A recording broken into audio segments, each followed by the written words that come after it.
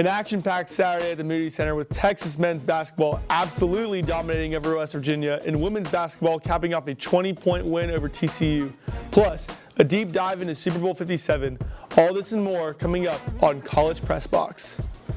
Good evening and welcome into College Press Box. I'm your host, Robert Gonsoulin. We've got a great show for you this evening, so let's get right into it. After suffering a close loss to the Kansas Jayhawks last week, Texas came back to the Moody Center on Saturday and went straight to work to take on unranked West Virginia. In a time where the first place spot in the Big 12 rankings were nearly up for grabs, the Longhorns did what they needed to do to remain on top. Sir Jabari Rice's 24-point performance was the highlight of it all as Texas sealed a 34-point win. Let's jump right into the action. Starting off here, we have Timmy Allen working in the paint and then kicking it out to Dylan DeSue for a little pump fake and driving into the lane action for the slam. Here's some mid-range action beyond the arc from Timmy Allen also. Three-point shooting was also on today as here's Arterio Morris knocking one down from beyond the arc. And then here we have him again driving through the paint and putting up a shot that wouldn't go down, but Christian Bishop is there to clean it up and throw it down himself. Just before the half, West Virginia looking to close the lead, but they would lose it, and it's Bishop throwing it down the court for the fast break. Sir Jabari Rice would get his own slam just before half, as Texas would be leading by 21. The NFC and AFC championships yesterday went both ways. While the game that was played in the NFC was pretty one-sided, the Bengals-Chiefs game came down to the final seconds. Let's get right into it. Now joining me here for Texas women's basketball is our very own Robert Gonsoulin. How you doing, Robert? Good, Joe. Thanks for having me on tonight. That's awesome. I want to start with this question here. Texas earned yet another hard-fought win this weekend against West Virginia. There have been many games this year where the final scores were so close, but this one was just an outright dominant performance by the Horns. What exactly led to their success in this game? Well, Joe, this one can mainly be attributed to Texas's shooting. They went 55.6% from three and 40.7% from the overall field. Players like Shaylee Gonzalez definitely led this front when shooting from beyond the arc. She shot 50% from three and also led the team in scoring with 18 points. Another major key in the Longhorns' win was being able to really dominate this game through their ability to rebound the ball. Overall, they led the Mountaineers in rebounding by a ratio of 53 to 27 rebounds. They nearly had double the rebounds that West Virginia had. Khadijah Faye had 11 total rebounds, 5 on defense and 6 on offense. Right now, Texas and West Virginia lead the Big 12 in points allowed at the 1 and 2 spots, respectively. But it was clear to see on Saturday that in between those 1 and 2 spots is a large margin that ultimately comes from who is able to grab the basketball off the boards better. All right, taking all that good shooting and rebounding performances into account, who was the most important player for the Horns in this win? Well, while many Longhorns contributed to the win, the person who stood out the most to me was our previously mentioned Shaylee Gonzalez. For starters, we already know that she went 50% from three. She also took full advantage of the most important points you need to score, free throws. She knocked down all 7 of her attempts. 4 rebounds and 3 assists made up the rest of her stats. Right now, Gonzalez is averaging 12.4 points per game and had a 42.7% percentage as a guard. This ultimately can relieve Rory Harmon down the stretch as Texas has another guard that they can rely on.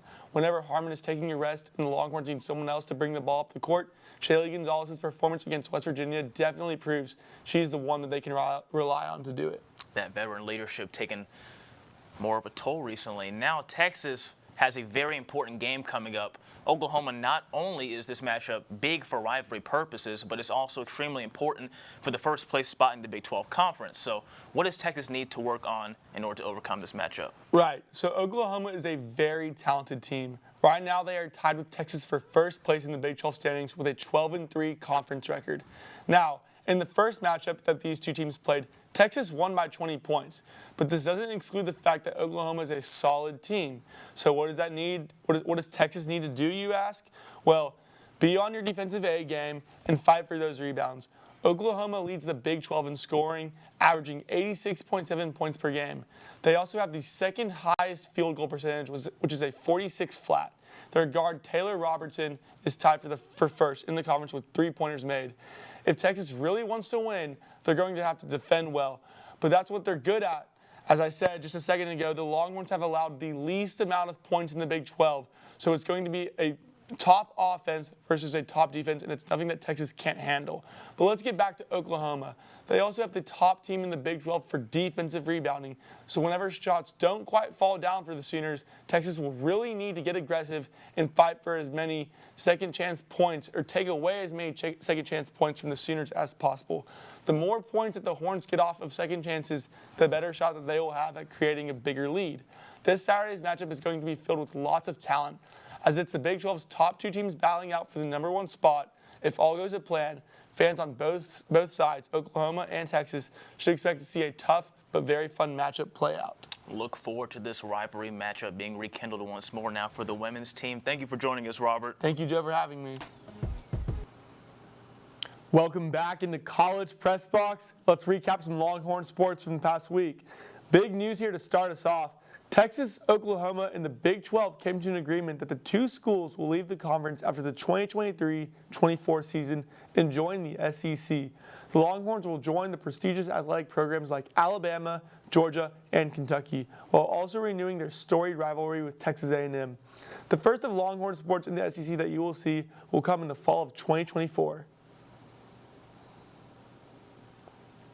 Number 1 ranked women's track and field broke the school record for the 4x400 meter relay on Saturday at the 2023 Tiger Paw Invitational at Clemson University.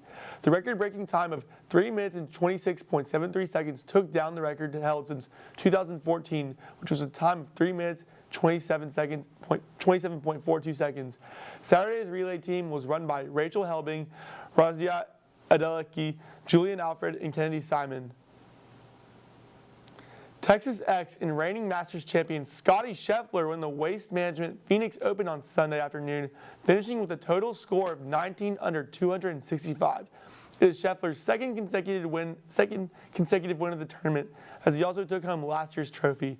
He also now ranks first in the PGA Tour World Golf Ranking. And finally, number 1 ranked women's tennis took down number 15 Oklahoma by a score of 4-2 at the ITA National Team Indoor Championship on Sunday.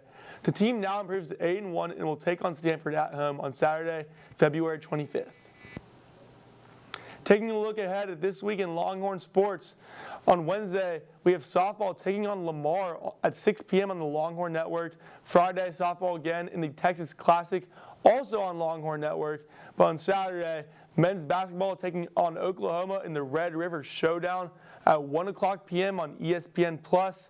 And on Sunday, February 19th, women's basketball taking on West Virginia at 3 on ESPNU.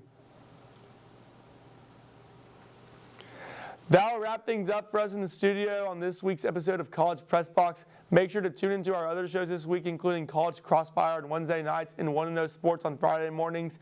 Thank you to our analysts, everyone in Master Control, our executive producer, Samantha Pearl, and everyone else at TSTV. I'm Robert Gonsoulin. Thank you for joining us, and have a good night.